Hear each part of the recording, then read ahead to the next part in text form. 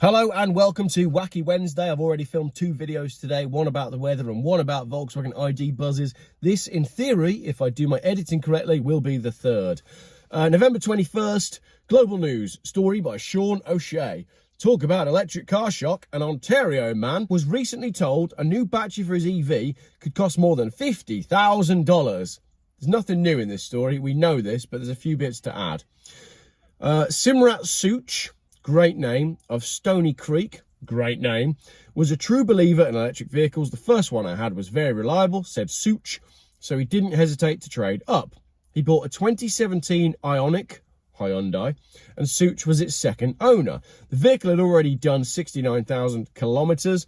The warranty covering the electric charging system was good for 160,000 kilometers. So he figures, I've got 100,000 kilometers to play with here. In October, a warning light appeared on the instrument panel. He took it to the dealer, but technicians couldn't find a problem, and then the light went out. 2 weeks later, Such, still a great name, said the vehicle stopped charging and the Ioniq was back at the dealership. After diagnostic checks, he said technicians determined the battery needed to be replaced. The big one, the mofo. The quoted cost, including the battery, installation and taxes, came to more than $50,000. I was just floored, said Such. The battery failure happened at 172,345 kilometres, so 12,000 kilometres over the warranty. To be fair, I feel like 160,000 kilometre warranty is pretty good on that Hyundai. I felt like I got kicked in the privates, Such said in an interview, and he said he had 2 choices, pay to repair the vehicle or scrap it. Such chose the latter because the cost of repairs exceeded the value of the vehicle. Save the planet. Scrap your electric car. He had approached Hyundai Canada, hoping it would pay for all or part of the repairs, even though the warranty had run out. He said he was directed back to the dealer and he had given up. Where else have we seen recently problems with a manufacturer due to a fault with the product and the manufacturer just saying, it's not us, you need to speak to the dealer? Jaguar.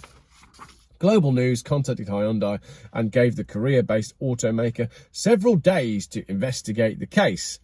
Jennifer McCarthy from Hyundai Canada, she's the national manager of public relations, said that comprehensive diagnostic tests were not completed on the vehicle.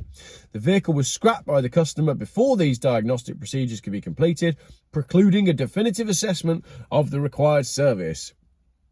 So Jennifer McCarthy basically says, I'm sorry, but Mr. Such had already scrapped the car. We were going to do loads more diagnostics on it. Yeah, we were going to do a load more things. Of course we were going to go over and above for this customer. We weren't just going to leave him in the lurch and say you need to pay us $50,000. What do you think happened when he went to the dealer? You're not going to scrap your car if you think there's a scrap of hope, see what I did there, that the dealer's going to do something. So clearly, the dealer made him feel like it was the end of the road for his electric car. But Jennifer said they could have done a lot more. You decide. She said the estimate provided to Such was not representative of the likely actual cost in this case. She said the case should have been escalated immediately for additional review. How many of these cars are going into dealers with these problems? And how many of them are dealers actually escalating for review? And how many of those are actually getting some sort of result? Because I'd be willing to bet some money that what's actually happening is quite a high number of these batteries are failing at those sort of mileages. And the dealer is basically putting up a wall and saying £50,000 or nothing. And then it ends. I don't think it's being escalated because this would be a big deal, and then the manufacturer would have to admit that they've built cars that weren't essentially designed to fail, but were destined to fail long before a petrol or diesel car would have actually failed. Yeah, interesting. Jennifer sincerely apologises to Mr. Such for these lapses in communication and service. Again, lapses in communication and service seem to be the sort of just run-of-the-mill way things are done at dealerships these days based on all the stuff that lands in my inbox. McCarthy told Global News the company is prepared to resolve this situation by paying fair market value for his vehicle, either in cash towards a new Hyundai, as part of our commitment to customers. What? Either pay a fair market value for his vehicle, either in cash, or towards a new Hyundai. So they're basically going to say we're going to pay him off because he's been in the news. So if you want to get a good result with your dealer, just get yourself in the news. While automakers worldwide are gearing up to sell millions of new electric vehicles in the years ahead, many customers are sticking with conventional and hybrid vehicles because of concerns about the high cost of repairs when batteries fail. And we've seen this in the news in the UK. There's been a number of articles this week that I've saved on my computer, but I haven't addressed yet, where basically British buyers are now stepping back their desire to buy and own electric cars, not just because of the absolutely shocking depreciation, but just because they don't really work for everyone. It is not a one-size-fits-all solution. I am quite happy to admit that electric cars do work perfectly well for some people, but those some people are in the minority of motorists. If you have a business company car scheme that will pay for your car for you, if you're able to charge at home, if you're able to charge at work, if you don't have to do large distances, if you don't have a family and you don't want to risk putting your family in an electric car with a dodgy charging infrastructure in the UK, if you don't have a dog, because there's not that many electric cars that are estate cars, if you don't want to drive a huge, ugly SUV, and let's just finish on that one, if you don't want to drive a really, really, really ugly car and can't afford a Porsche Taycan, then you're not going to own an electric car.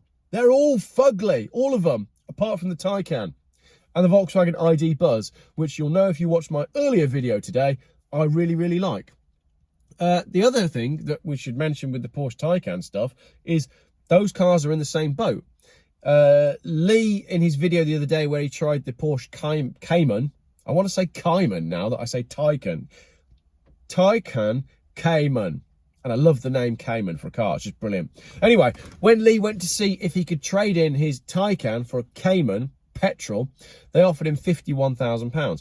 But if Lee needs to replace the battery on his car, then the Taycan, that's £40,000. It's £40,000 to do a battery on a Taycan. So if they're offering £51,000 in part exchange and the battery's 40 grand, it's an £11,000 car.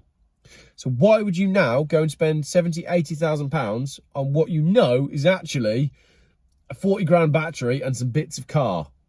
And according to Lee, bits of car that aren't actually made that well anyway, because he's been back to the dealer 4 times to have his indicator replaced.